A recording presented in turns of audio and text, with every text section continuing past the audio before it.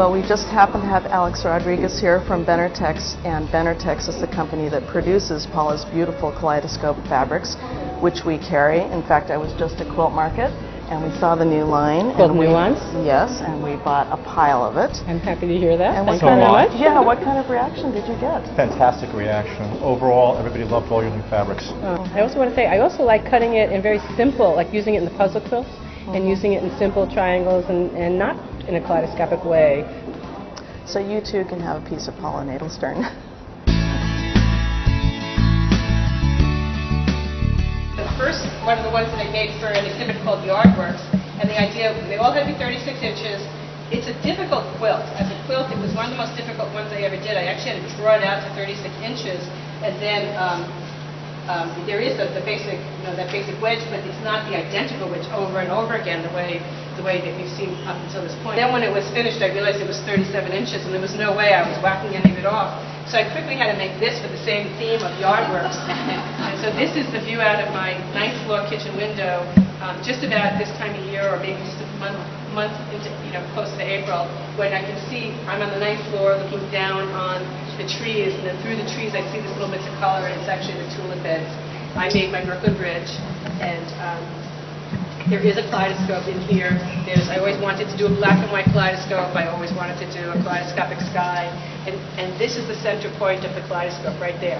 Same idea of the wedge, but what I wanted was that sense of the sparkling kaleidoscope, in the water. And in order for you to see the circle, I have to have a lot of contrast from fabric to fabric, so your eye actually sees the shape.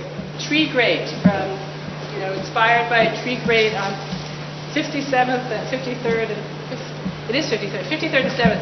And one day walking over from the subway, you're just walking along in New York, and you go, oh my God, it's a kaleidoscope, and there was this wonderful wrought iron tree grate. What I did here was I made lots of little 22 and a half,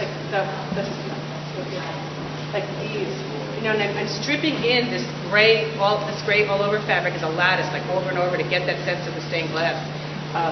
But I made like 12 different 30-degree triangles, skinny little triangles, and then after the fact, I paired them up.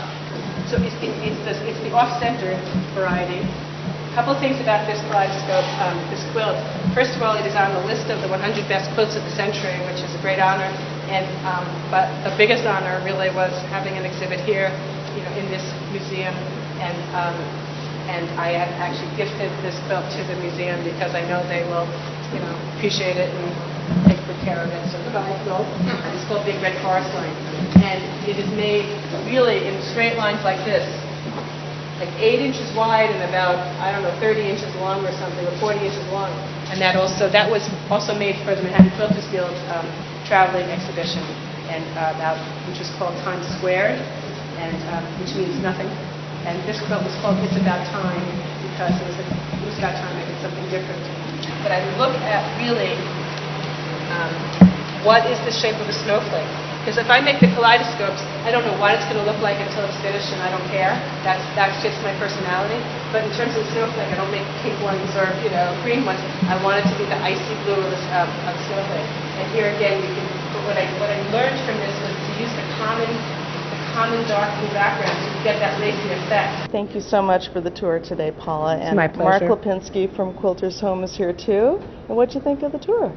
I was amazed. When I first parked my car on 53rd Street and was walking down the street toward the museum, I saw a big banner that announced the show with Paula's name on it. Well, I know, being a banner on 53rd Street is about as good as it gets. Congratulations, Paula. Thank you. You're amazing. Well, thank you for coming so far. I appreciate it. It means a lot. 5,000 more quilts in your future, baby. Oh, I hope so. From your lips to God's ears.